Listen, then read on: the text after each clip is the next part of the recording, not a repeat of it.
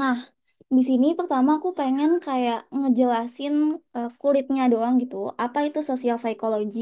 Nah, sosial psikologi itu merupakan ilmu yang mempelajari bagaimana pikiran, perasaan, dan perilaku seseorang itu dapat dipengaruhi oleh kehadiran orang lain, baik secara langsung maupun nggak langsung.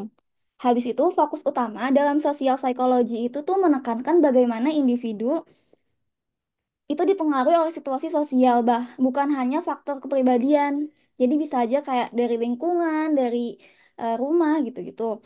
Habis itu ada social influence. Social influence itu tuh bagaimana perilaku seseorang bisa berubah karena adanya orang lain. Habis itu ada fundamental attribution error.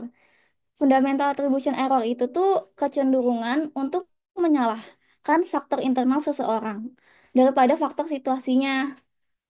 Habis itu ada the self-esteem motive atau motivasi untuk merasa baik tentang diri sendiri. Jadi tuh di sini tuh kayak orang tuh cenderung mempertahankan harga diri mereka, meskipun itu berarti mengabaikan fakta yang sebenarnya. Habis itu ada the social cognition, motivasi. Jadi tuh kalau di sini itu tuh orang ingin memahami dunia seakurat mungkin, tetapi terkadang itu interpretasi mereka bisa dipengaruhi oleh bias atau informasi yang terbatas. Nah, habis itu karena keterbatasan waktu, jadi kayak aku langsung masuk ke materi selanjutnya yaitu social cognition. Nah, social cognition itu, oh ya guys, oh ya ke teman-teman, kalau misalkan ngomong aku kecepatan, itu bilang aja ya. Nah, social cognition itu tuh kondisi sosial adalah kemampuan seseorang untuk memahami, menafsirkan, dan merespon informasi sosial baik mengenai diri sendiri maupun lingkungan sosialnya.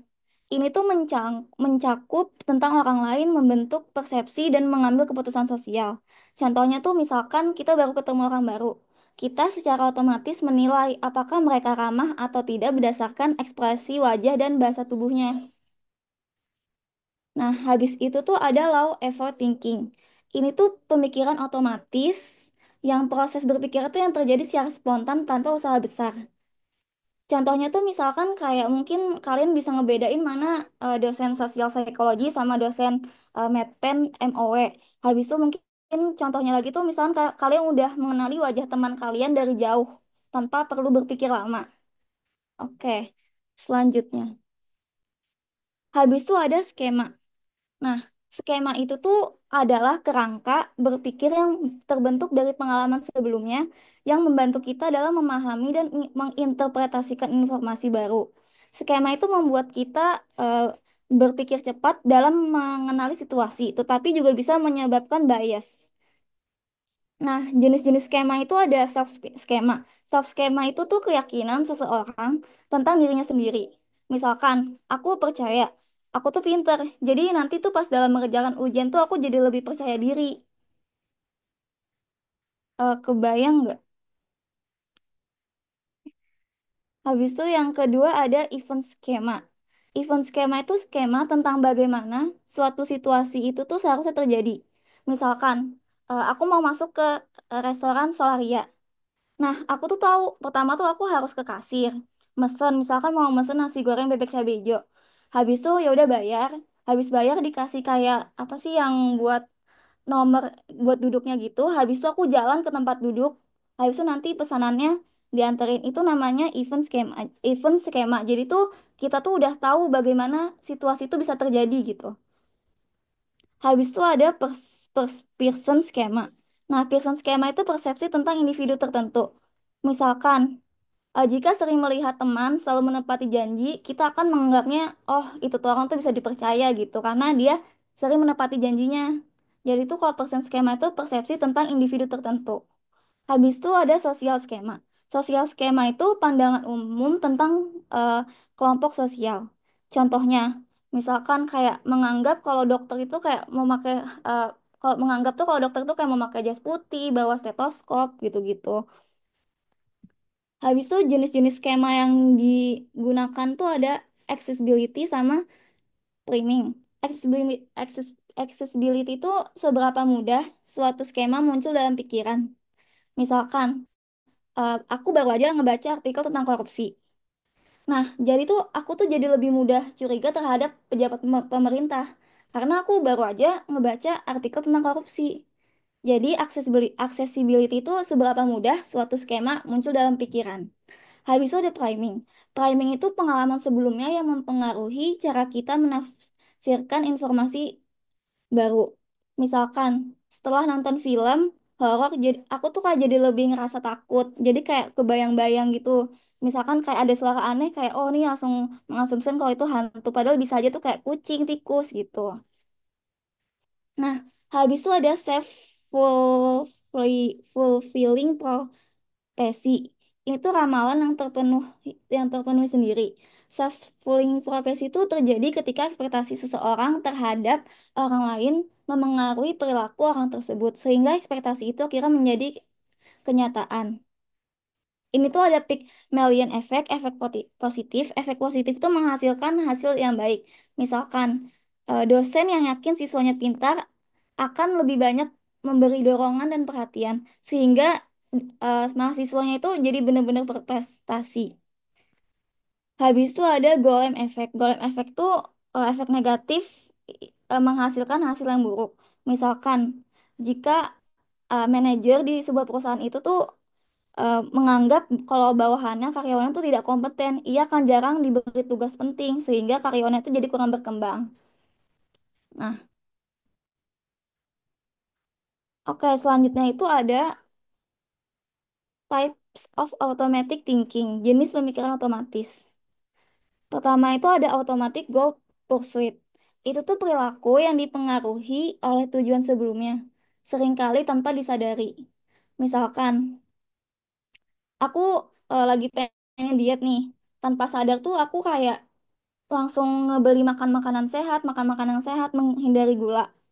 Jadi tuh intinya tuh perilaku yang dipengaruhi oleh tujuan sebelumnya. Misalkan tujuan sebelumnya pengen diet. Habis itu jadi kayak perilaku kita, pikiran kita tuh kayak udah dipengaruhi. Oh nanti ini, kayak misalkan nanti beli makanan sehat, nanti ngurangin gula gitu. Habis itu ada automatic decision making. Automatic decision making itu,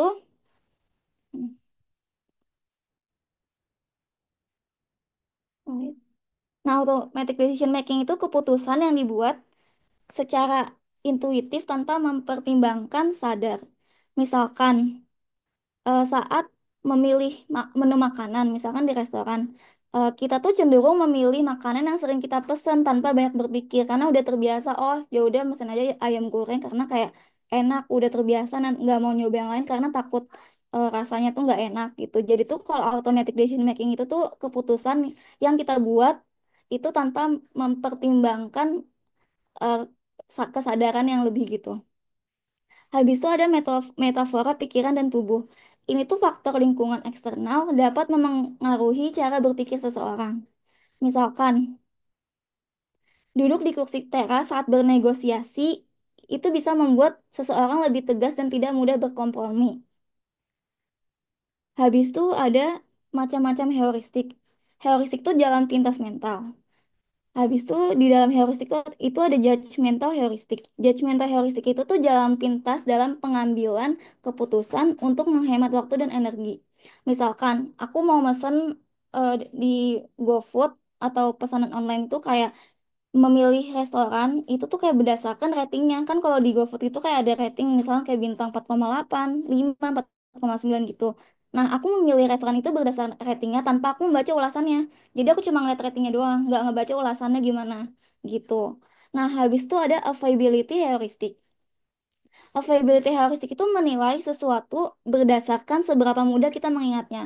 Misalkan Tania takut naik pesawat karena dia sering ngedenger kalau misal dia sering ngedenger berita tentang kecelakaan di udara.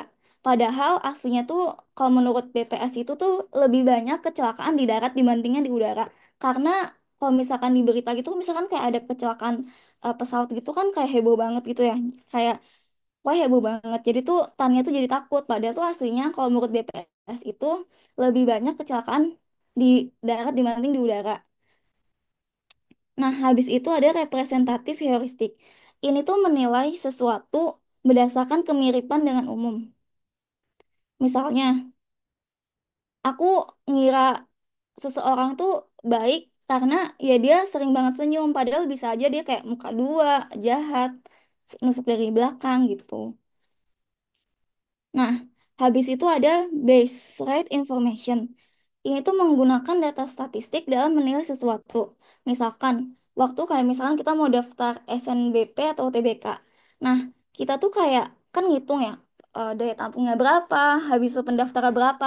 Nah, ini tuh masuknya ke base rate information karena kita menggunakan statistik kayak, oh di misalkan di teknik ITB tuh daya tampungnya segini, peminatnya segini. Nah, itu tuh masuknya ke base rate information. Oke, selanjutnya itu ada gaya berpikir. Gaya berpikir itu kan ada dua, holistic thinking sama analytical thinking. Holistic thinking itu lebih umum dalam budaya timur, melihat hubungan keseluruhan. Misalnya, orang Jepang itu lebih memperhatikan konteks dan hubungan antar objek saat melihat gambar. Habis itu kalau analytical thinking itu lebih umum dalam budaya barat, fokus pada objek utama tanpa mempertimbangkan konteks. Misalkan orang Amerika tuh cenderung hanya melihat ekspresi wajah seseorang saat menilai emosinya tanpa memperhatikan lingkungan sekitarnya dan penyebabnya gitu. Nah, habis itu ada kontrol social cognition. Kontrol social cognition itu tuh ada high effort thinking, counterfactual reasoning, sama planning fallacy. Nah, kalau high effort thinking itu tuh pemikiran yang terkontrol dan sadar. Pemikiran ini tuh kayak membutuhkan usaha besar dan kesadaran penuh atau proses kognisi yang membutuhkan perhatian analisis mendalam dan pemrosesan informasi secara aktif. Contohnya, misalkan kita mau masuk kuliah, kita tuh pasti kayak milih jurusan apa, universitas apa. Nah, kita tuh saat memilih jurusan dan universitasnya itu kita menggunakan high effort thinking karena kan kita kayak ngelihat nih, oh kalau jurusan ini tuh prospeknya gimana ya. Misalkan di universitas ini tuh alumni itu gimana ya, itu tuh kita menggunakan high effort thinking. Habis itu ada counterfactual reasoning. Counterfactual reasoning itu membayangkan skenario alternatif dari kejadian yang udah terjadi. Misalkan kayak, oh coba aja waktu itu aku belajar lebih giat, habis itu nggak nunda-nunda, mungkin aku udah di ITB atau di UGM gitu. Contohnya tuh kayak gitu. Dia tuh intinya counterfactual reasoning itu kayak membayangkan skenario yang udah terjadi.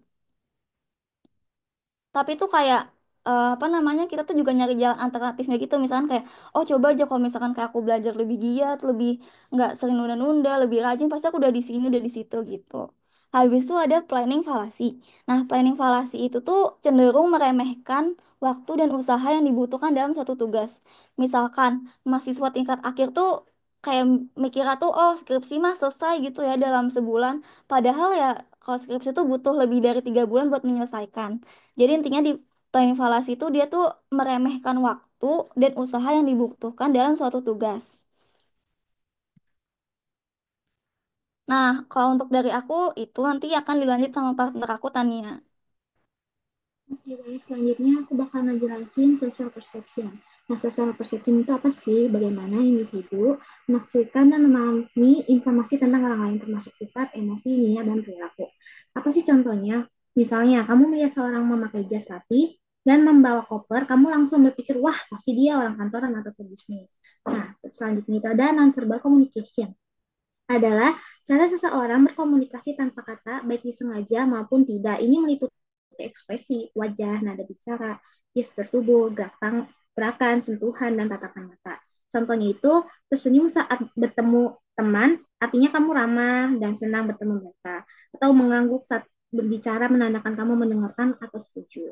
Nah, ada juga menurut Darwin, emosi utama yang tergambar di wajah bersifat universal, artinya semua manusia mengekspresikan atau encode emosi dengan cara yang sama dengan menafsirkan decode dengan tingkat ketepatan yang sebanding. Nah, contohnya itu kalau seseorang tersenyum senang, orang dari negara manapun bisa mengenali itu sebagai ekspresi bahagia, meskipun tidak saling mengenal atau berbicara bahasa yang sama. Next.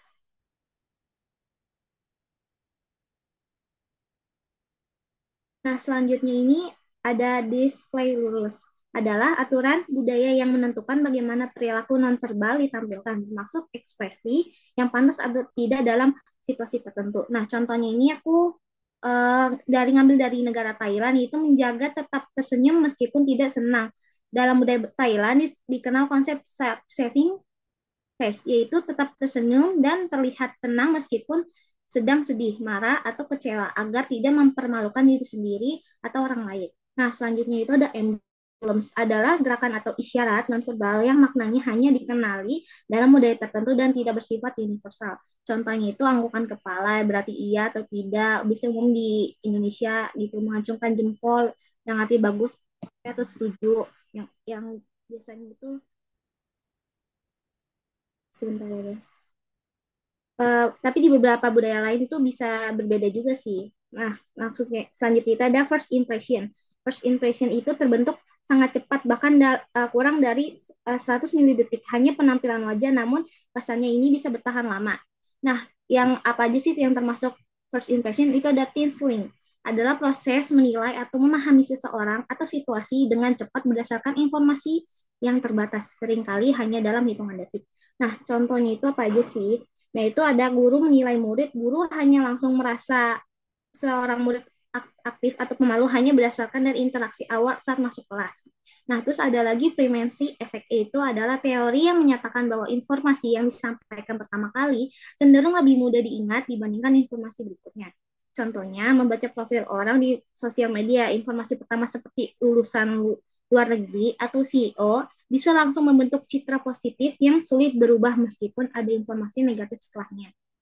Selanjutnya ada belief perception, adalah kecenderungan seseorang untuk tetap mempertahankan keyakinan meskipun ada bukti baru yang bertentangan. Nah, contohnya itu mitos, jangan potong kuku malam-malam, walaupun sudah dijelaskan logis bahwa tidak ada berbahaya, tapi sebagian orang tetap percaya karena sudah diajarkan sejak kecil. Next. Nah, selanjutnya ini ada atribut, yaitu teori atribusi menjelaskan bagaimana orang memberikan alasan atas perilaku mereka sendiri dan orang lain. Nah, atribusi ini dibagi menjadi dua. Atribusi internal yaitu menyimpulkan bahwa perilaku seseorang disebabkan oleh faktor diri mereka sendiri, seperti sikap, karakter, atau kepribadian. Nah, contohnya itu teman datang terlambat, kamu pasti berpikir kalau dia itu memang pemalas dan nggak disiplin, bukan karena macet atau ada masalah di jalan. Nah, selanjutnya itu ada atribusi eksternal, yaitu menyimpulkan bahwa perilaku seseorang disebabkan oleh faktor situasi yang mereka alami dengan asumsi bahwa mereka kebanyakan orang yang akan merespon dengan cara yang sama dalam situasi tersebut. Contohnya itu, yang tadi teman datang terlambat itu pasti kita berpikirnya lain karena pasti ada tadi tuh ada macet atau ada hal darurat, bukan karena dia malas atau tidak disiplin. Nah, selanjutnya itu ada model konveriasi, adalah teori yang menyatakan bahwa atribusi dibentuk dengan mencatat pola antara perilaku dan faktor penyebab yang ada atau tidak ada. Nah, selanjutnya itu ada informasi konsensus, adalah sejauh mana orang lain berperilaku sama terhadap stimulus yang sama seperti yang dilakukan oleh aktor. Contohnya itu, misalnya ada situasi Rina marah pada guru. Konsensusnya tinggi itu banyak murid lain marah pada guru tersebut. Artinya perilaku Rina disebabkan oleh situasi, berarti itu termasuknya atribusi eksternal. Kalau konsensusnya rendah, itu hanya Rina yang marah. Murid lain biasa saja, artinya kemungkinan perilaku Rina berasal dari dirinya sendiri atau atribusi internal. Nah, selanjutnya itu ada informasi kekhasan, adalah sejauh mana aktor berperilaku sama terhadap stimulus yang berbeda. Nah, contohnya itu, jika marah pada pelayanan restoran A, kekhasan tinggi itu bisa artinya jika hanya marah saat di restoran A tapi tidak di restoran lain artinya perilaku mungkin karena situasinya, atribusi eksternal. Tapi kalau misalnya yang rendah itu jika selalu marah di semua restoran bukan hanya karena restoran A, artinya perilaku itu berasal dari diri Dika sendiri atau atribusi internal. Nah, selanjutnya itu ada informasi konsisten, adalah sejauh mana perilaku aktor terhadap stimulus yang sama tetap konsisten dalam waktu dan keadaan yang berbeda. Contohnya itu, Sinta marah pada guru matematika. Kalau konsistensinya tinggi itu, Sinta selalu marah saat belajar matematika setiap kali pelajaran itu berlangsung. Artinya, perilaku konsisten, jadi kita bisa melihat penyebab dengan lebih pasti. Itu bisa internal atau eksternal tergantung info lainnya. Kalau konsistennya rendah, itu Sinta baru kali ini marah biasanya tidak pernah. Artinya perilaku ini mungkin kebetulan atau hanya situasi yang tidak biasa, penyebabnya tidak jelas atau tidak stabil. Next. Nah, di sini ada kesalahan atribusi fundamental atau bias korespondensi. Itu adalah kecenderungan untuk melebih-lebihkan faktor internal seperti kepribadian dan meremehkan faktor situasional saat menjelaskan perilaku orang lain. Contohnya itu siswa tidur di kelas, guru langsung berpikir, ah anak ini mah malas, padahal bisa jadi dia begadang karena bantu orang tuanya. Terus ada juga self-serving attribution, adalah kecenderungan orang untuk mengaitkan keberhasilan mereka dengan faktor internal seperti kemampuan atau usaha pribadi, sementara menyalahkan situasi atau orang lain atas kegagalan mereka dengan atribusi eksternal. Contohnya itu dapat nilai bagus. Aku pintar dan rajin karena belajar. Nah, itu atribusi internal. Nah, kalau dapat nilai jelek, itu dia biasanya nyalahin kayak soalnya susah atau gurunya nggak adil. Itu baru atribusi eksternal. Nah, terus ada juga set and event tragis konsekuensi dan kepercayaan bahwa dunia itu adil sering berujung tragis seperti menyalahkan korban pemerkosaan atau KDRT seolah-olah mereka pantas mendapatkannya. Terus ada juga bias blind spot adalah kecenderungan seseorang untuk menyadari bahwa orang lain bisa bias tetapi dia tidak menyadari bahwa dirinya juga bisa bias. Contohnya itu saat membeli nilai atau penilaian, aku objektif kok nilai tugas teman, tapi ternyata kita lebih lunak kalau tugas itu dikerjakan oleh teman dekat. Boleh di next. Nah, terus ada juga culture and social perception. Yang pertama itu holistic versus analytic thinking adalah budaya mempengaruhi cara berpikir orang Barat, cenderung analitis melihat objek secara terpisah tanpa memperhatikan konteks. Sebaliknya orang Asia Timur berpikir holistik melihat objek dalam hubungan dan dengan lingkungan sekitarnya. Terus ada juga culture difference in fundamental attribution error adalah perbedaan antara budaya mempengaruhi cara menilai perilaku orang lain dari budaya individualis barat cenderung melihat tindakan akibat sifat pribadi sementara budaya kolektivis itu timah mempertimbangkan situasi yang mempengaruhi pelaku tersebut. Nah, contohnya itu kalau analitik itu dia telat nih karena dia tidak disiplin karena fokus pada karakternya. Kalau dari analitik, kalau holistiknya itu dia telat mungkin karena lalu lintasnya macet, fokus pada situasinya. Nah, terus kalau culture and outer attribution bias itu adalah perbedaan budaya mempengaruhi atribusi orang di Asia Barat lebih cenderung mementingkan diri sendiri, sedangkan budaya Asia lebih menghargai kesederhanaan dan keharmonisan sehingga bias ini lebih rendah. Contohnya itu orang Barat gagal presentasi nih, misalnya tugas terlalu sulit. Itu biasanya buat menyelamatkan harga diri mereka. Kalau orang Asia gagal presentasi itu, saya kurang berusaha atau rendah hati dan lebih reflektif. Untuk sejauh ini materi sebelumnya ada yang kecepatan atau kurang jelas nggak, guys? Atau aman ya? Jam masih masalah apa? Ya, aman kah? Oke, aku nggak aman ya, guys. Boleh dilanjut. Bisma. Thank you semua udah merespon. Oke, selanjutnya itu ada the self ya. The self itu the self concept atau me adalah pemahaman seseorang tentang diri sendiri, mencakup keyakinan, nilai, dan atribusi yang membentuk identitas pribadi, baik secara fisik, sosial, maupun psikologis. Self-awareness adalah kesadaran seseorang tentang diri sendiri, termasuk pikiran, emosi, dan perilaku ini berdasarkan bagi self-concept karena seseorang perlu menyadari dirinya sebelum memahami siapa dirinya. Boleh di next.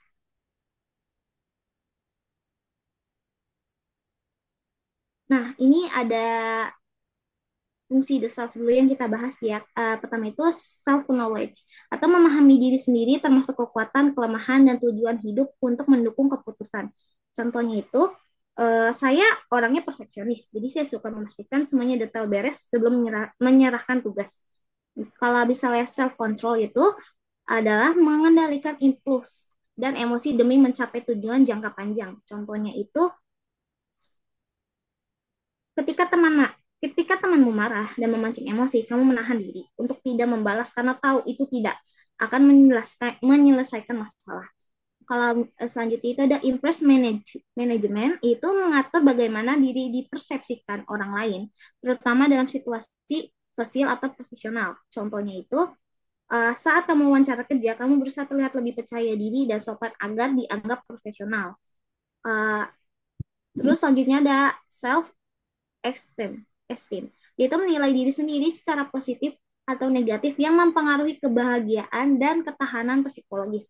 Nah, contohnya itu setelah berhasil menyelesaikan proyek dengan baik, kamu merasa bangga atau lebih percaya diri dalam mengerjakan pekerjaan berikutnya. Nah, terus selanjutnya ada independent versus interdependent. Independent self itu lebih umum dalam budaya individualistik seperti di Amerika dan Eropa Barat. Individu melihat dirinya sebagai unik, mandiri, dan menekankan kebebasan serta pencapaian pribadi. Nah, contohnya itu dari independen itu saya bangga bisa mencapai semua ini sendiri. Saya ingin karir yang sesuai dengan passion saya. Itu biasanya independen self lebih menekankan pada diri individu. Kalau misalnya independent self lebih umum di budaya kolektif seperti Asia Timur, Tengah, Afrika. Individu merasa bagian dari kelompok mengutamakan hubungan harmonis dan tanggung jawab sosial. Nah, contohnya itu saya harus membuat keputusan yang tidak merugikan keluarga saya. Yang penting semua orang tetap rukun, bukan menang sendiri. Nah, boleh dilanjut.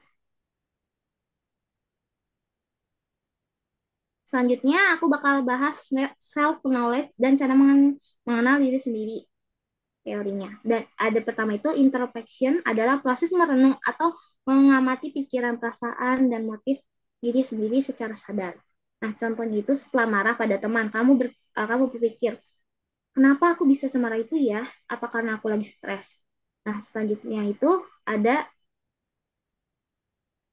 uh, self-awareness theory. Uh, Menyatakan bahwa saat seseorang sadar akan dirinya, ia mengevaluasi diri berdasarkan standar internal atau sosial. Kesadaran ini bisa memotivasi perbaikan diri, tetapi juga dapat menimbulkan stres jika merasa tidak sesuai dengan standar tersebut. Terus ada juga causality theories adalah teori yang kita buat sendiri untuk menjelaskan alasan di balik perilaku atau perasaan kita. Namun teori ini bisa keliru karena dipengaruhi oleh bias dan kesalahan atribusi. Selanjutnya itu ada teori self perception, itu menyatakan bahwa kita memahami diri dengan mengamati perilaku sendiri, seperti saat mengamati orang lain. Jika ragu terhadap perasaan atau sikap, kita dapat melihat tindakan kita dalam situasi tertentu untuk menyimpulkannya. Boleh di next. Nah, terus yang pertama itu ada yang kita akan bahas two factor theory of emotion and distribution of arousal. Yang pertama itu two factor theory. Itu menyatakan bahwa emosi terjadi dalam dua tahap, yaitu arousal fisiologis diikuti oleh interpretasi kognitif. Nah, yaitu kalau arousal fisiologis itu artinya tubuh tuh bereaksi seperti jantung berdebar, berkeringat, dan lain-lain. Kalau interpretasi kognitif itu otak mencari penjelasan reaksi tubuh tersebut dan menentukan emosi yang dirasakan. Nah, selanjutnya itu ada misdistribution of arousal terjadi ketika seseorang menafsirkan penyebab fisiologisnya seperti detak jantung yang tadi itu cepat atau berkeringat dan menghubungkan dengan faktor yang keliru. Nah, selanjutnya itu ada motivasi. Nah, motivasi itu ada yang intrinsic motivation, yaitu motivasi dalam diri di mana seseorang melakukan sesuatu karena merasa senang atau tertarik, bukan karena imbalan atau eksternal. Contohnya itu, kamu belajar melukis karena kamu suka dan merasa puas saat melakukannya, bukan karena disuruh atau dibayar. Nah, kalau misalnya extrinsic motivation, itu motivasi dari faktor luar, di mana seseorang melakukan sesuatu untuk mendapatkan hadiah atau menghindari hukuman, bukan karena kesenangan pribadi. Nah, itu contohnya kamu belajar karena ingin dapat hadiah nilai bagus atau tidak dimarahi orang tua. Selanjutnya itu ada overjustification efek atau terjadi ketika motivasi intrinsik berkurang karena terlalu bergantung pada motivasi ekstrinsik. Contohnya, kamu awalnya suka menggambar karena hobi, berarti itu intrinsik. Terus tapi setelah terus-menerus pakai setiap gambar tuh pakai uang dibayar gitu, kamu jadi hanya menggambar saat dibayar doang, akhirnya kesenangan menggambarnya jadi hilang gitu. Oke, boleh dilanjut. Selanjutnya itu aku bakal ngebahas social comparison theory. Itu menyatakan bahwa kita menilai diri dengan membandingkan diri dengan orang lain. Nah, itu ada dua jenis, yaitu upward social comparison, yaitu membandingkan diri dengan orang yang dianggap baik untuk motivasi atau aspirasi. Yaitu contohnya kamu nih lihat teman kamu sering juara lomba, lalu kamu termotivasi buat belajar lebih giat juga biar kamu bisa seperti dia yang kayak menang lomba. Selanjutnya itu ada downward social comparison, yaitu membandingkan diri dengan orang yang dianggap kurang beruntung atau merasa lebih baik. Contohnya itu kamu gagal dapet nilai bagus, tapi kamu lihat ada teman kamu juga nih yang tapi nilainya lebih rendah dari kamu. Terus kamu berpikir, untung aku nggak seburuk dia, kayak gitu. Lanjut juga ada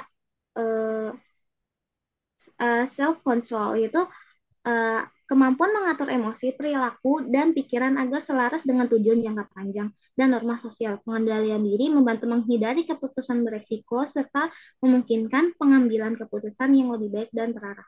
Boleh dilanjut?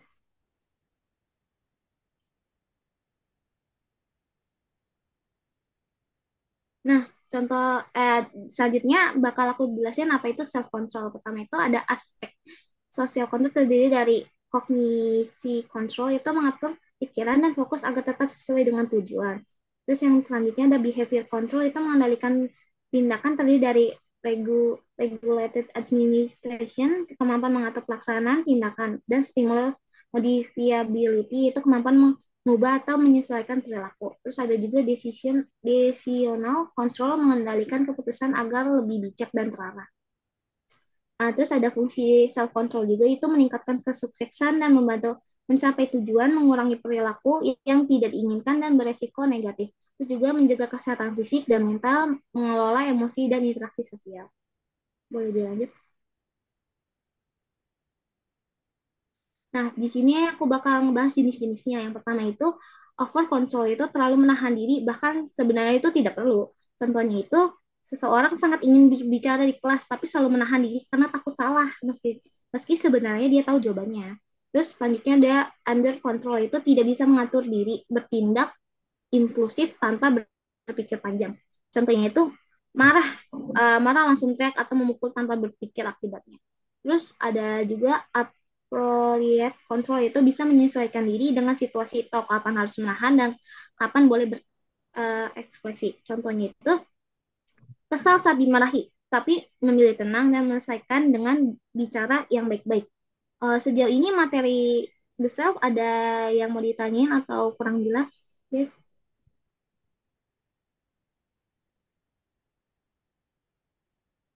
Adakah yang ini? Oke, aman ya. Aku anggap aman ya, guys. Boleh dilanjut. Nah, oke. Buat selanjutnya aku yang akan ngejelasin. Untuk materi selanjutnya itu the need to justify or action. Di the need to justify our action itu ada disonansi kognitif. Disonansi kognitif itu apa sih? Disonansi kognitif itu tuh perasaan tidak nyaman yang muncul ketika seseorang itu memiliki dua keyakinan atau sikap yang bertentangan. Nih, kalau di sini tuh kan contohnya tuh rokok. Misalkan keyakinan A itu rokok tuh tidak sehat. Aku harus berhenti merokok. Nah, keyakinan B-nya itu merokok membuatku merasa lebih tenang. Konfliknya itu, seseorang yang merokok mungkin merasa bersalah karena tahu rokok itu berbahaya, tetapi tetap merokok karena udah terbiasa dan membuat dirinya tuh jadi lebih tenang. Aku ada contoh lain, yaitu ketika diet. Misalkan aku pengen diet nih. Keyakinan A-nya itu aku ingin menurunkan berat badan. Nah, keyakinan B-nya itu aku tuh malam ini tuh pengen banget makan pizza. Nah, konfliknya itu aku merasa bersalah setelah makan pizza karena bertentangan sama dirinya yang pengen diet. Solusinya itu biasanya orang itu mengurangi disonansi dengan mencari pembenaran atau kayak menyangkal gitulah. Kayak misalkan, makan pizza sekali mah nggak masalah, nggak bikin gemuk. Padahal pizza aja kalorinya udah besar gitu ya. Habis itu ada post decision dissonance. Dissonance. Nah, post decision dissonance itu tuh perasaan ragu dan tidak nyaman yang muncul setelah membuat keputusan penting. Misalnya tuh mungkin nih relate sama aku dan kayak mungkin ada teman-teman yang relate juga. Misalkan pas daftar BINUS nih, daftar BINUS habis itu bayar tesnya. Habis itu pas tes kan habis keterima tes BINUS tuh kayak suruh bayar ada uang apa gitu kan kayak B, BP3, DP3 gitu. Nah, pas udah bayar itu tuh kayak aku tuh ngerasa kayak ini BINUS tuh worth it nggak ya? Ini serius aku di BINUS. BINUS tuh bagus nggak ya? Jadi tuh kayak dia tuh gimana ya kayak bimbang setelah membuat keputusan gitu Kayak misalkan kayak ini binus ini beneran bagus nggak, takut aku salah gitu. Pokoknya tuh intinya di post decision dissonance itu tuh kayak perasaan ragu atau tidak nyaman yang muncul setelah membuat keputusan. Contohnya yang tadi misalkan pas udah masuk binus udah daftar habis itu kayak tiba-tiba ragu kayak binus tuh bagus atau enggak gitu. Nah, habis itu tuh ada the permanence of decisions. Nah, the permanence of decision itu tuh semakin penting dan tidak bisa diubah suatu keputusan semakin besar rasa ragu yang muncul setelah mengambil keputusan. Misalkan, eh, misalkan saudaraku pengen ambil rumah di daerah Cikarang. Nah, habis itu tuh kayak dia tuh udah bayar uang mukanya gitu ya. Habis itu saudaraku tuh kayak bimbang kayak ini nggak nggak kemahalan ya rumah di Cikarang harganya kayak misalkan 500 juta. Misalkan apa seharusnya aku beli rumah di lokasi lain. Jadi tuh intinya tuh dia kayak hampir mirip-mirip sama decision making. Post decision dissonance, sorry. Tapi tuh di sini tuh tidak bisa diubah suatu keputusannya karena kayak udah membuat keputusan kayak misalkan udah uang muka rumah itu tuh kayak udah mahal gitu kan. Jadi kayak nggak bisa diubah. Nah, habis itu solusi buat yang the permanence of decision itu tuh kayak misalkan orang itu biasanya mengatasi disonansi itu dengan mencari pembenaran misalkan seenggaknya rumah aku yang di Cikarang ini dekat sama stasiun, seenggaknya nggak banjir gitu. Habis itu ada low balling. Low balling itu tuh teknik penjualan yang membuat pembeli merasa sudah berkomitmen, lalu tiba-tiba menambahkan biaya tambahan karena sudah merasa terlanjur setuju. Pembeli tetap melanjutkan transaksi meskipun harus membayar lebih. Di sini tuh ada langkah-langkahnya.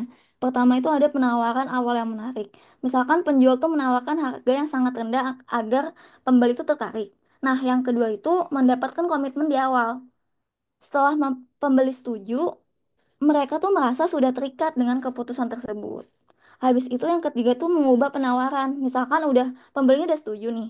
Habis itu penjual tuh menambahkan biaya tambahan atau mengubah persyaratan kayak oh sama misalkan di awal tuh dealnya 50.000. Habis itu tiba-tiba tuh penjual tuh kayak oh ini sama biaya ini ya biaya itu tuh totalnya jadi 60.000. Nah itu disebutnya low balling. Contoh low balling itu misalkan kayak yang ini dealer mobil. Misalkan awalnya tuh salesnya itu menawarkan mobil dengan harga 200 juta. Setelah pembeli setuju, dealer itu mengatakan ada biaya tambahan 10 juta untuk administrasi, pajak, dan lain-lain. Karena sudah berkomitmen, kayak udah tanda tangan, kan kalau beli mobil tuh kan suka ada tanda tangan gitu kan. Nah, karena udah komitmen gitu, pembelinya tuh tetap membeli, tetap membayarnya. Itu yang disebut low balling. Habis itu selanjutnya. Selanjutnya itu ada dilema moral. Dilema moral itu tuh terjadi ketika seseorang harus memilih antara dua tindakan yang bertentangan dengan nilai moral mereka. Misalkan, seorang dokter itu harus memilih menyelamatkan satu pasien dengan resiko kehilangan pasien yang lainnya juga yang butuh perawatan darurat. Contohnya lain tuh misalkan kayak aku tuh mergokin teman aku dia mencuri, mencuri HP. Nah, kalau misalkan aku ngelapor temen aku ini kan temen aku jadi dihukum. Tapi kalau nggak melaporkan ya aku bakal merasa bersalah karena udah ngebiarin temen aku tuh berbuat kejahatan. Solusinya itu ya tidak ada solusi yang benar-benar sempurna di sini. Karena dalam dilema moral itu karena setiap pilihan memiliki konsekuensinya. Habis itu ada justifying effort. Justifying effort itu tuh yang dicapai dengan susah payah. Semakin sulit seseorang mencapai sesuatu, semakin mereka akan menghargai dan menyukainya. Misalkan, eh, misalkan aku nabung buat tas impian aku.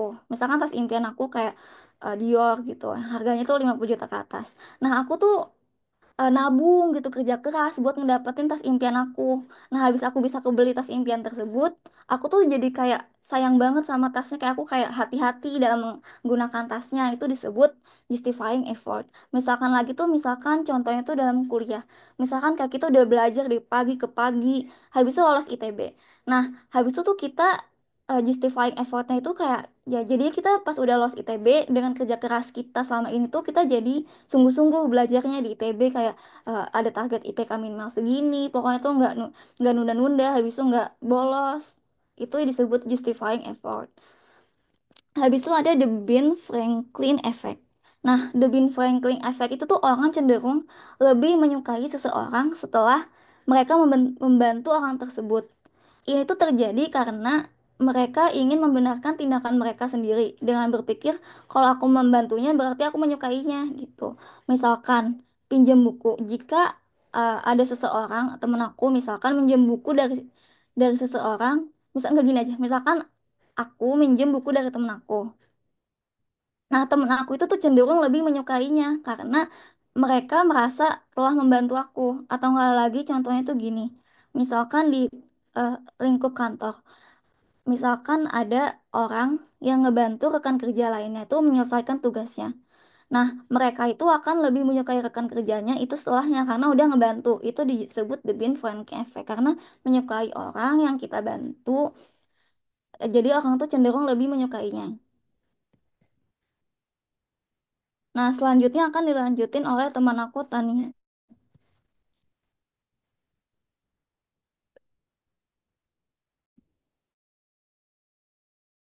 Selanjutnya aku bakal ngejelasin attitude and attitude change. Yang pertama itu apa itu sikap, itu cara seseorang menilai sesuatu bisa positif atau negatif atau netral. Sikap terbentuk dari pengalaman, pengaruh sosial, dan informasi, serta dapat mempengaruhi perilaku. Iklan adalah salah satu contoh faktor dapat mengubah sikap seseorang terhadap produk atau perilaku tertentu. Nah, di sini tuh ada beberapa faktornya. Yang pertama, faktor biologis itu berhubungan dengan fisik dan genetika. Kepribadian, kecerdasan, dan emosi diwarisi dari orang tua dapat mempengaruhi cara seseorang merespons suatu situasi. Terus juga ada faktor lingkungan, yaitu mencakup keluarga, teman, dan masyarakat yang membentuk sikap seseorang. Orang cenderung menyesuaikan sikapnya dengan kelompok agar diterima dan dihargai. Nah, faktor yang terakhir itu adalah faktor pengalaman. Itu sangat berpengaruh dalam membentuk sikap, pengalaman yang berkesan baik positif maupun negatif dapat membentuk pola pikir dan respon terhadap situasi serupa di masa depan. Boleh di next?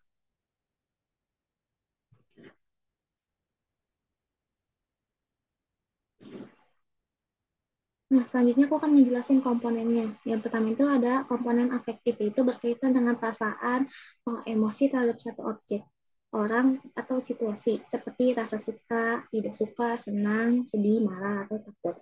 Contohnya itu, aku suka kucing. Mereka tuh menggemaskan, itu berarti rasa senang.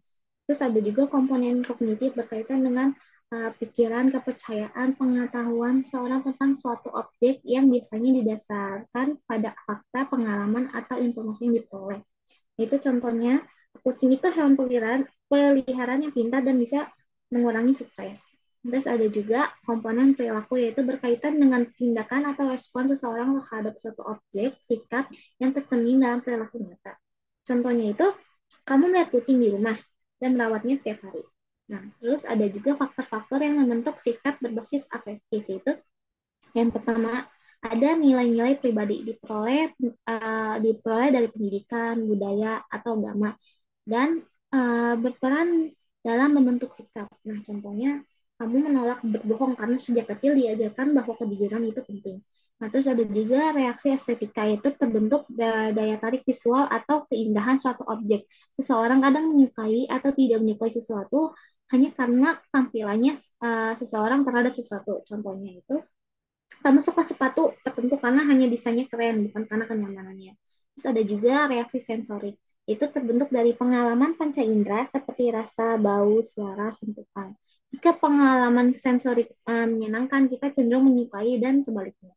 Contohnya itu tidak suka makanan tertentu karena baunya menyengat. Contohnya itu kayak durian, kayak yang berbau-bau gitu pokoknya. Terus ada juga apa namanya, conditioning adalah proses pembiasaan dan yang membentuk sikap melalui pengalaman berulang atau asosiasi tertentu.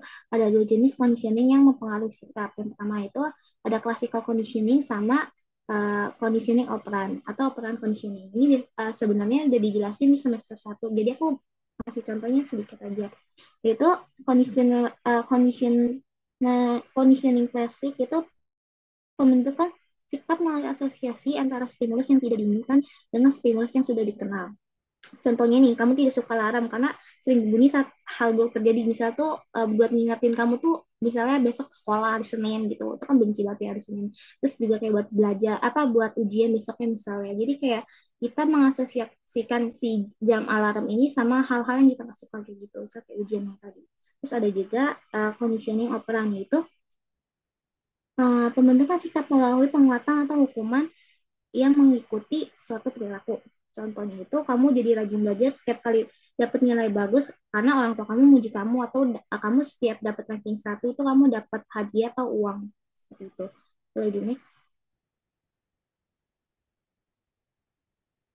Nah, di sini ada elaboration likelihood model. Yang pertama itu ada central road to persuasion terjadi ketika seseorang memiliki motivasi dan kemampuan untuk memahami serta menganalisis argumen dalam komunikasi. Nah, contohnya itu kamu membeli laptop setelah membaca review atau lihat di YouTube reviewnya, membandingkan spesifik dan menilai mana yang paling sesuai dan masuk kriteria kamu untuk membeli. Nah, terus ada juga peripheral road to persuasion terjadi ketika seseorang tidak terlalu memperhatikan argumen yang diberikan dan lebih terpengaruh oleh hal-hal penampilan, pembicaraan, atau pajangan pidato. Contohnya itu kamu beli produk karena iklan dibintangi oleh selebriti favorit bukan karena kualitasnya. Bisa juga dari packagingnya yang misal lucu-lucu atau kayak keren aja menurut kalian. Terus ada juga subliminal message itu kata-kata atau gambar yang tidak disadari oleh seseorang tetapi bisa mempengaruhi cara mereka berpikir, bersikap, dan bertindak. Contohnya itu iklan film menampilkan kata lapar sangat cepat di layar terlalu cepat untuk disadari lalu menonton ini jadinya membeli popcorn. Terus ada juga stereotip trait atau rasa cemas yang dirasakan seseorang dari kelompok tertentu karena takut tindakannya dianggap membenarkan atau anggapan umum atau stereotip tentang kelompoknya. Contohnya itu, seseorang perempuan ikut ujian matematika dan gugup karena takut dianggap perempuan itu tidak jago matematika, sehingga nilainya malah menurun. Karena dia terpengaruh oleh stereotip tersebut. Terus ada juga resonance theory itu menyatakan bahwa ketika kebebasan seseorang dibatasi, mereka cenderung melawan dengan melakukan hal yang dilarang. Jika terlalu banyak pengendalian atas pendapat orang lain, mereka justru semakin ingin melakukan apa yang dilarang. Contohnya itu, jika kamu dilarang nih kelas bermain game, kamu malah jadi makin penasaran dan ingin main terus hingga lupa waktu. So, kayak gitu. Terus ada juga attitude inoculation adalah memberi paparan awal terhadap argumen yang berlawanan dalam bentuk kecil dapat membantu seseorang lebih tahan terhadap perubahan sikap di kemudian hari. Contohnya itu siswa yang diberitahu seberapa beberapa orang yang akan mencoba bujuk kamu untuk merokok. Jadi kayak udah dikasih wanti-wanti kalau misalnya ada yang ngajak kamu ngerokok itu kamu jangan ikut-ikutan atau lebih siap untuk menolak ketika ditawari. Ya untuk materi attitude and attitude change ada yang mau ditanyakan atau kurang jelas nggak guys? Oke, boleh di next.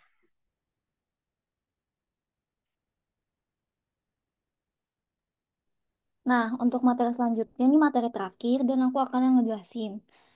Materi selanjutnya itu conformity. Conformity itu tuh merupakan ketika seseorang itu tuh menyesuaikan perilakunya itu agar sesuai dengan orang-orang di sekitarnya.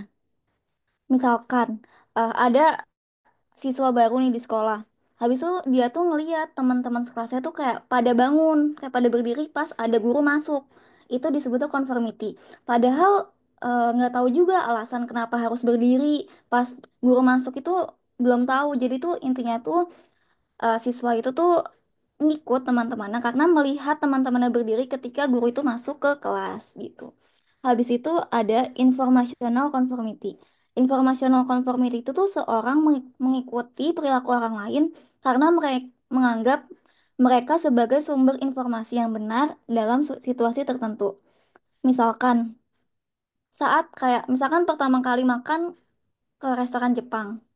Habis itu tuh kayak aku tuh ngeliat kayak cara makan orang di sekitar di restoran Jepang tuh gimana. Habis itu tuh aku jadi meniru cara makan mereka gitu. Karena aku baru pertama kali ke restoran Jepang, jadi aku meniru perilaku mereka yang mereka lakukan saat makan di restoran Jepang ini. Habis itu ada private acceptance. Private acceptance itu tuh seseorang yang benar-benar mempercayai bahwa apa yang dilakukan orang lain itu benar dan mengikutinya, bahkan saat tidak ada orang lain.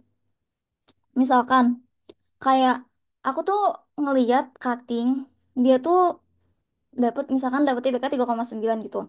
Nah, aku tuh ngeliat cara belajar dia gimana, aku nanya-nanya gimana biar dapet IPK di atas 3,9. Nah, habis itu aku jadi mengikutin cutting ini tuh, oh ternyata dia pakai teknik ini loh dalam belajar. Oh ternyata dia tuh gini dalam belajar gitu. Jadi intinya acceptance itu tuh seseorang yang benar-benar mempercayai bahwa apa yang dilakukan orang lain itu benar dan mengikutinya. Contoh lain itu misalkan kayak ada mahasiswa yang awalnya tuh ragu tentang teori sains. Tapi setelah belajar dan melihat ahli dari dosennya atau profesornya itu dia benar-benar percaya bahwa teori itu ada gitu. Habis itu ada public compliance. Public compliance itu tuh seseorang menyesuaikan perilakunya di depan umum karena tekanan sosial. Tetapi sebenarnya tuh nggak percaya atau setuju dengan apa yang dilakukan kelompok. Misalkan kayak ada pegawai di kantor gitu ikut tertawa saat bosnya bercanda. Meskipun sebenarnya tuh lelucon bosnya itu tuh nggak lucu, tapi ya dia ikut ketawa aja gitu. Contoh lain itu misalkan remaja memakai pakaian yang trending yang tertentu agar terlihat keren di depan teman-temannya. Meskipun tuh sebenarnya remaja ini tuh nggak suka gaya pakaian seperti ini. Dia pakai karena ya emang biar kelihatan keren aja gitu. Selanjutnya ada normatif conformity. Normatif conformity itu tuh seseorang mengikuti perilaku mayoritas bukan karena percaya itu benar, tetapi agar diterima dalam kelompok. Misalkan, aku pengen masuk ke circle A gitu. Nah, circle A itu tuh sukanya tuh kayak misalkan musiknya rock. Nah, aku tuh jadi ikut-ikutan suka musik rock, padahal aku nggak suka sama musik rock. Tapi karena biar aku diterima di circle A ini, aku jadi kayak menyukai musik rock dan kayak ngomongin musik rock ini tuh di depan circle A biar aku tuh diterima masuk di dalam circle-nya gitu. Habis itu ada injunctive norms. Injunctive norms itu tuh persepsi tentang apa yang dianggap benar atau salah oleh masyarakat. Misalkan, tidak membuang sampah sembarangan karena masyarakat itu anggapnya nggak sopan. Habis itu, contoh lainnya itu menghormati orang yang lebih tua karena itu dianggap sebagai norma yang baik dalam budaya tertentu.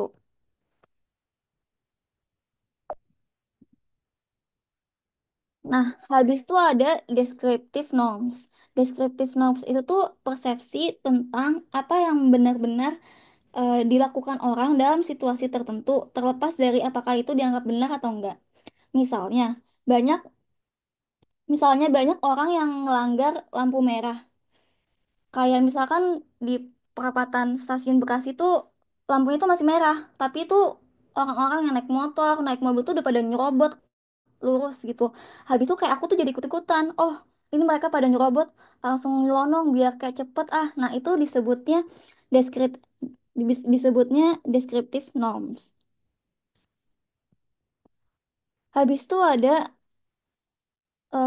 teknik taktik untuk mempengaruhi orang lain atau tactics of social influence. Nah, di dalam itu ada foot in the door teknik. Ini tuh pernah muncul di soal UTS eh, Origin semester 1 seingat aku. Nah, foot in the door itu tuh jika seseorang udah menyetujui permintaan kecil, nah dia itu cenderung akan lebih mudah menyetujuinya permintaan yang lebih besar. Misalkan, aku tuh pengen minjem buku novel ke Tania. Nah, aku minjem tuh kayak, Tania aku minjem ya buku novel kamu kayak sehari aja atau nggak 2 hari aja. Nah, habis itu Tania ini ngeiyain aku kayak, oh iya nih, nggak apa-apa Risma pinjem aja. Habis Tania ngeiyain ini tuh aku jadi kayak, Tania boleh nggak kalau misalkan aku minjem jadi seminggu atau nggak sebulan. Habis itu, nah dari sini tuh disebutnya foot in the door. Jadi dia tuh minta permintaan kecil dulu, lalu setelah disetujuinya akan naik ke permintaan yang lebih besar. Misalkan contohnya lagi tuh ketika sales menawarkan sampel produk gratis nih. Setelah kita menerima, dia tuh kayak mulai menjabarkan, oh produk ini tuh bagus ya, produk ini. Nah, habis itu dia nawarin dengan harga yang lebih mahal. Kita kayak tertarik gitu. Habis itu ini door in the face. Ini tuh kebalikannya foot in the door. Ini tuh juga ada muncul di soal UTS UAS Origin semester 1. Nah, teknik itu tuh dilakukan dengan permintaan sesuatu yang lebih besar dulu. Habis itu kalau yang kemungkinan permintaan besar ini ditolak, baru dia akan yang kecil. Jadi intinya dia minta dulu yang besar. Habis itu kalau ditolak dia akan meminta yang lebih kecil gitu.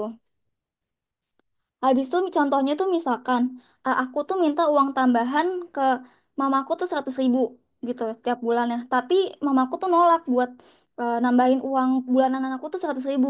Nah habis itu aku tuh jadi minta yaudah mah 50.000 aja gimana naiknya. Nah habis itu diberikan sama mama aku. Itu disebutnya door in the face. Jadi yang permintaan besar dulu baru ke kecil. Jika permintaan besar itu ditolak baru nanti akan ke permintaan yang kecilnya. Habis itu ada obedience. Obedience itu tuh ketaatan. Obedience itu tuh ketaatan. Itu tuh tindakan mematuhi perintah dan seseorang yang memiliki kekuasaan atau wewenang. Misalnya, ada seorang prajurit TNI.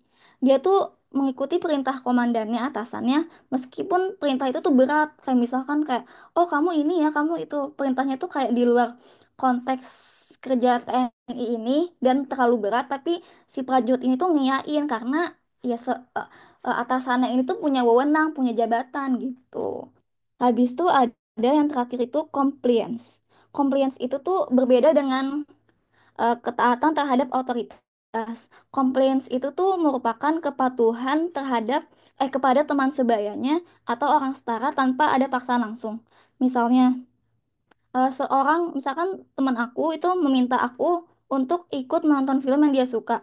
Dan kita tuh setuju, meskipun sebenarnya kita nggak tertarik. Gitu. Habis itu juga contoh lainnya itu tuh seorang siswa ikut membantu temannya mengerjakan tugas karena diminta secara baik-baik. Misalkan kayak aku ada tugas banyak nih. Habis itu kayak Tania udah selesai. Misalkan aku minta tolong Tania, Tania, tolong bantu aku dong ngerjain ini. Aku tuh mintanya baik-baik. Habis itu Tania mau. Nah, ini disebutnya compliance. Nah, untuk materi hari ini tuh sampai sini doang sih, teman-teman. Mungkin ada yang ditanyakan dahulu atau pengen diulang lagi materinya. Mungkin belum kalau belum yang mengerti.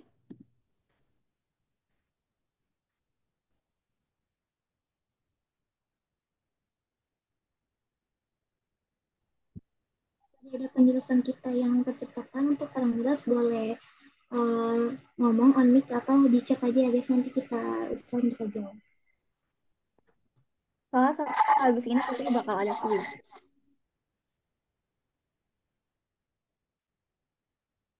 Nanti aku juga kayak kemungkinan bakal nge-share catatan aku deh yang ini. Jadi bisa kalau misalkan tadi penjelasan aku kayak kecepatan, kalian bisa baca-baca catatan aku juga.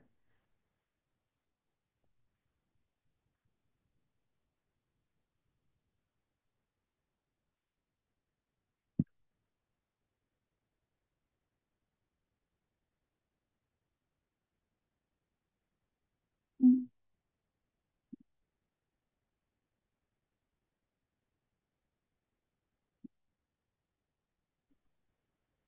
Kalau kalau nggak ada pertanyaan, ayo guys kita kuis. Ini di Kahoot ya.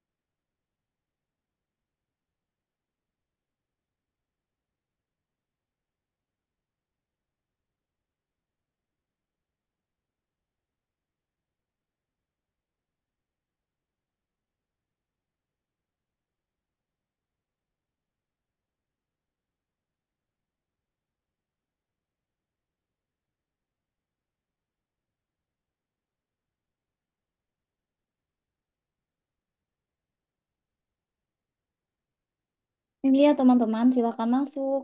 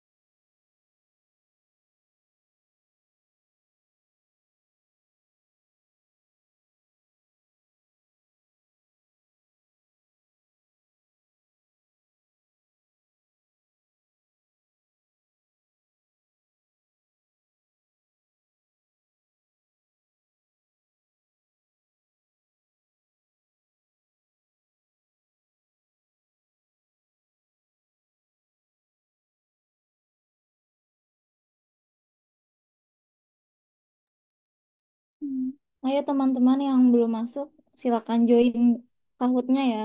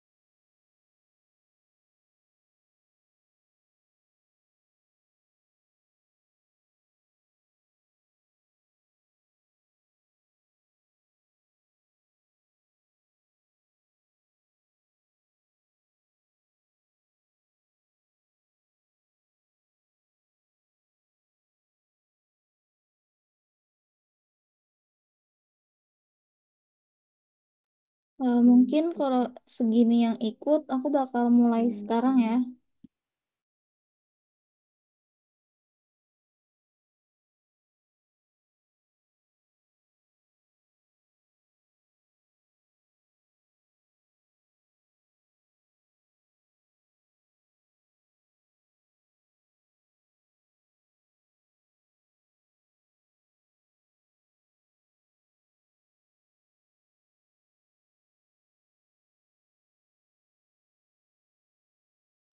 Oke, aku mulai ya.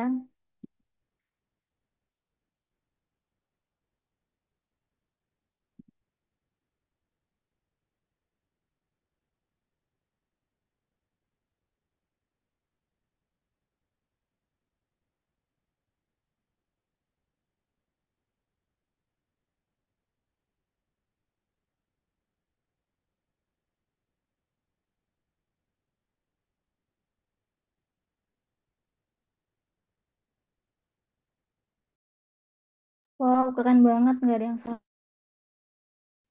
Selanjutnya ya.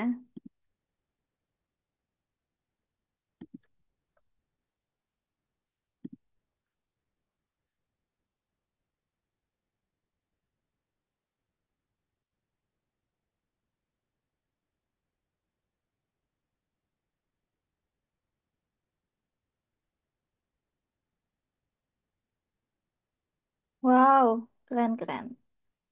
Oke, soal selanjutnya. Congrats, die Meteo Malaya.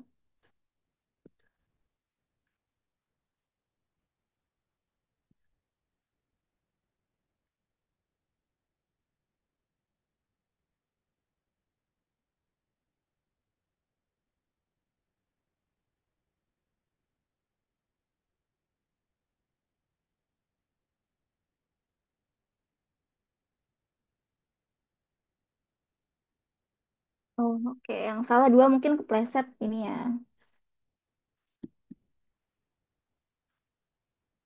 Oke.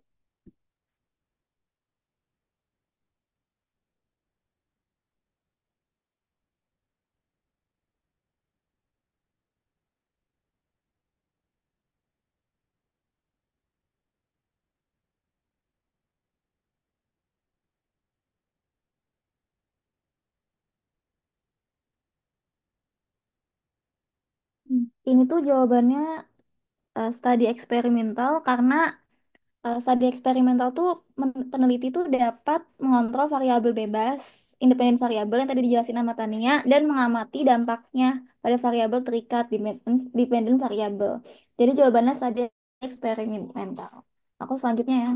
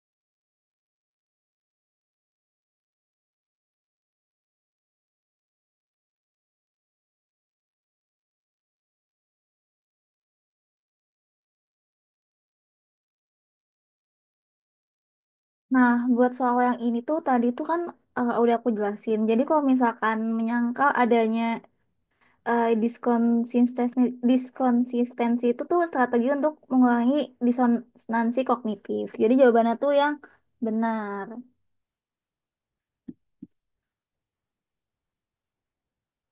Keren-keren.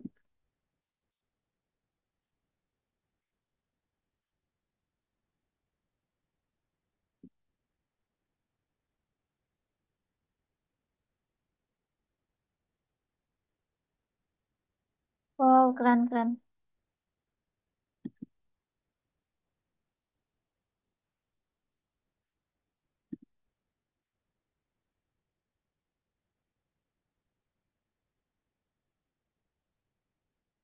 Ini tadi yang udah aku mention ya.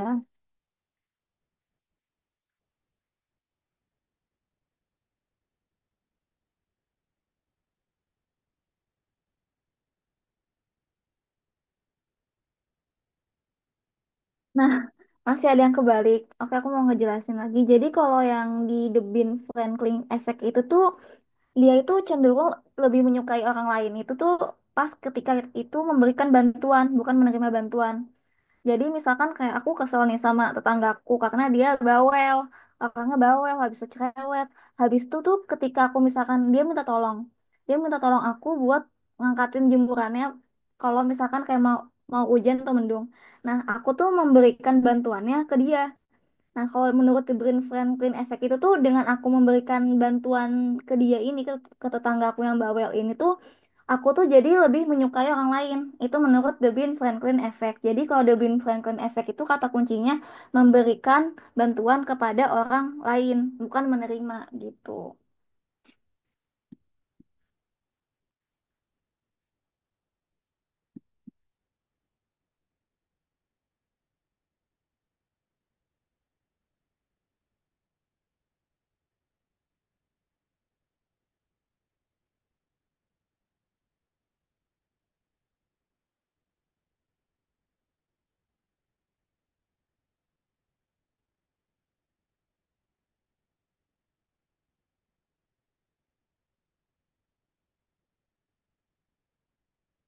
Wow.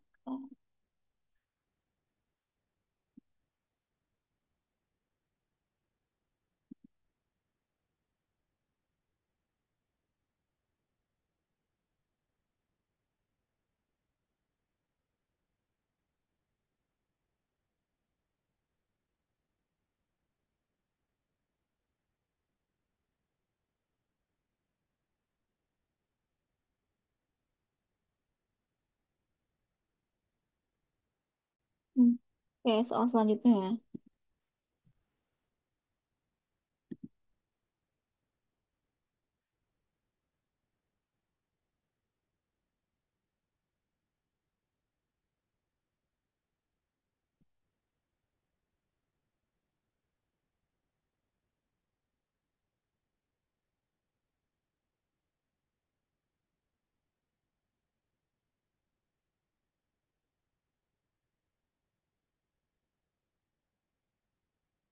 Nah, ini tuh jawabannya reaksi sensorik. Mungkin Tania yang buat soal ini nggak bisa ngejelasin dikit.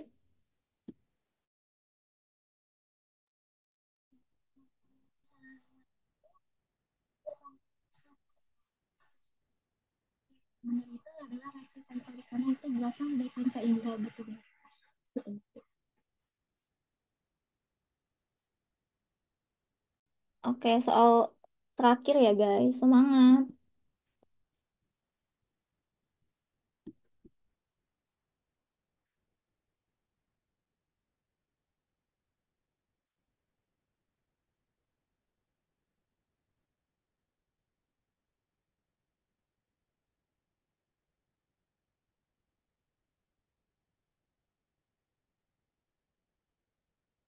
Wow, keren banget. Oke, ini udah terakhir, soal terakhir ya teman-teman.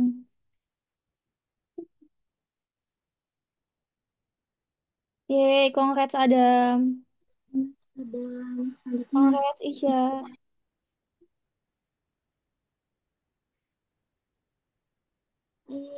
Sampai Congrats Wanda. Wanda.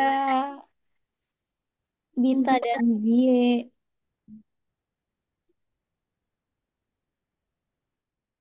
Oke, boleh di close. Bisa.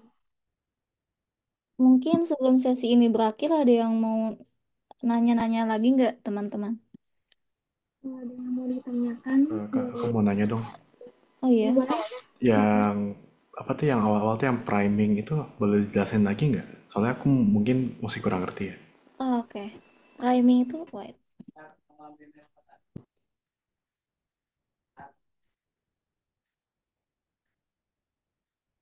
Aduh, aku share screen dulu ya.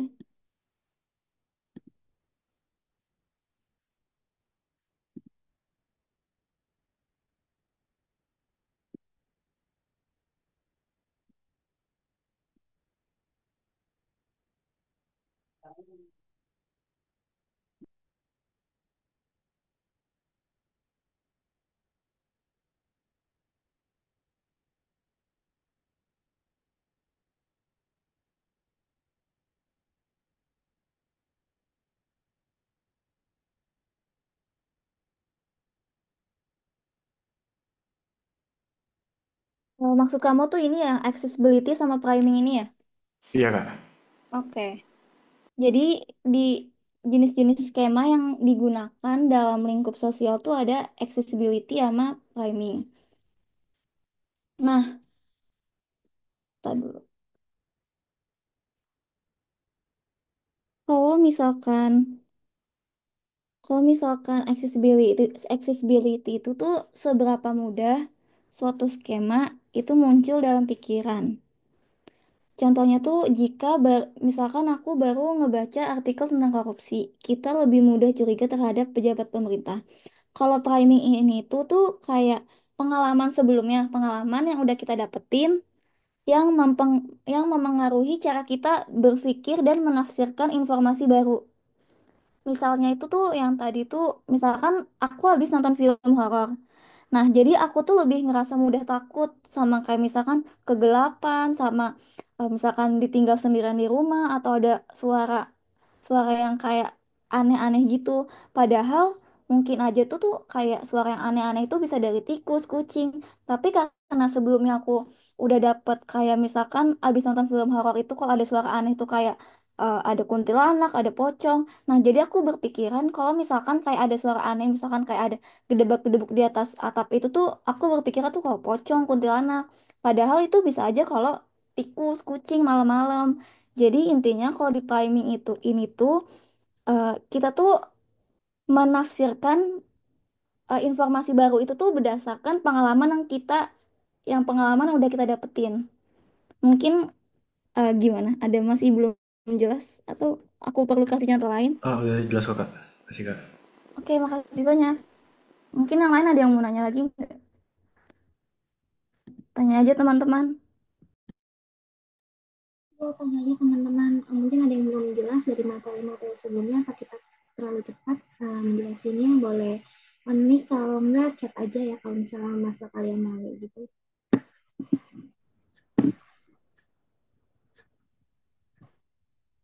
Nanti buat catatannya juga aku bakal share di grup yang responsi psikologi ya teman-teman. Tapi mungkin malam atau enggak besok pagi. Sampai PT-nya bakal aku share juga.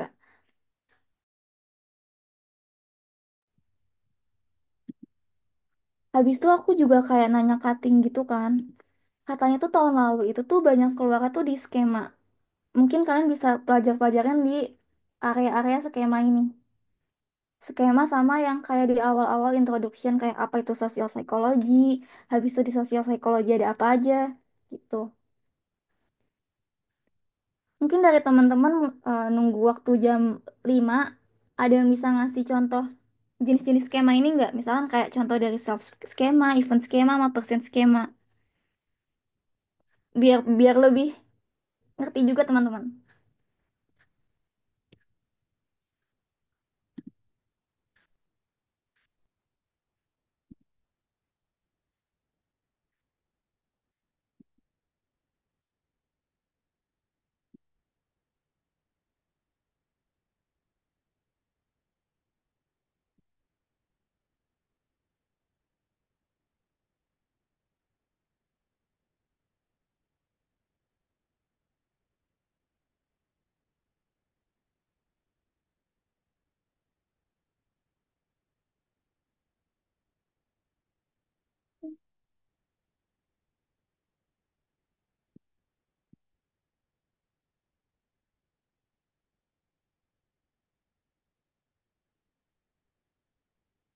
Eh, jadi aku ini dia mau ngejelasin sedikit lagi yang di skema ini.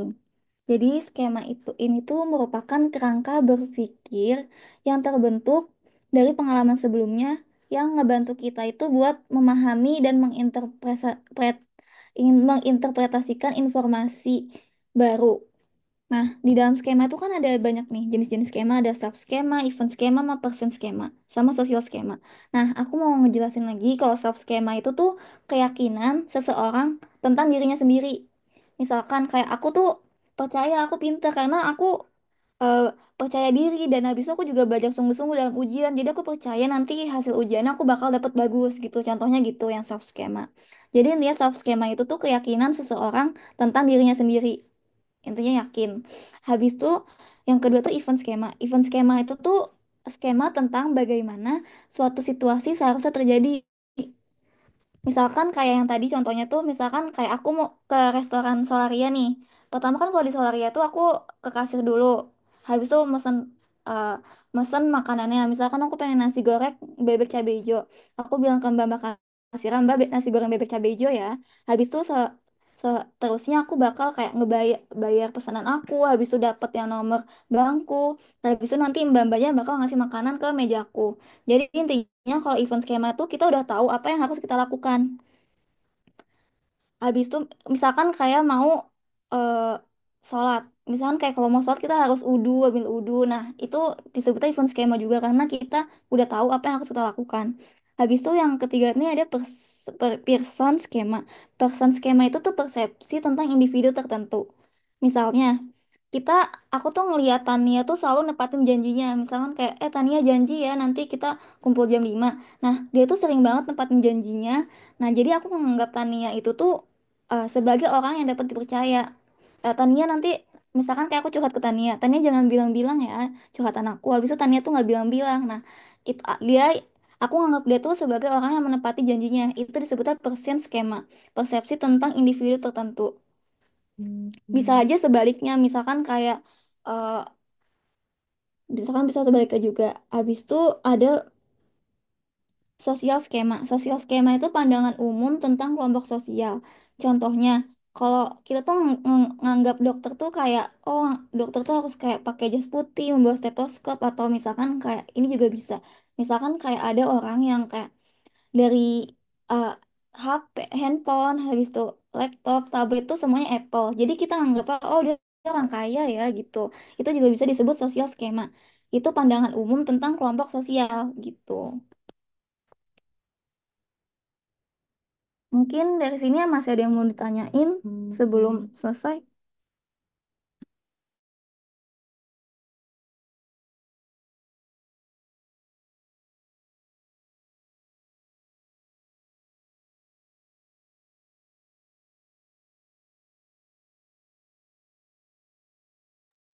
Oke, kalau aman, makasih banyak ya teman-teman yang udah mengikuti sesi hari ini. Maaf juga selama tadi kita itu tuh banyak salahnya, mungkin sering buru-buru, kecepatan ngomongnya. Semoga sesi ini tuh bisa membantu kalian. Nanti aku juga bakal share screen, aku bakal ya catatan aku sama PPT ini ke grup yang psikologi itu. Mungkin dari Tania ada sepatah dua patah kata. Nah, terima kasih ya guys yang sudah mengikuti dari awal sampai akhir. Aku sangat berterima kasih ya. Nanti untuk catatan dan PPT bakal di share sama Rizka di grup ya guys. Terima kasih.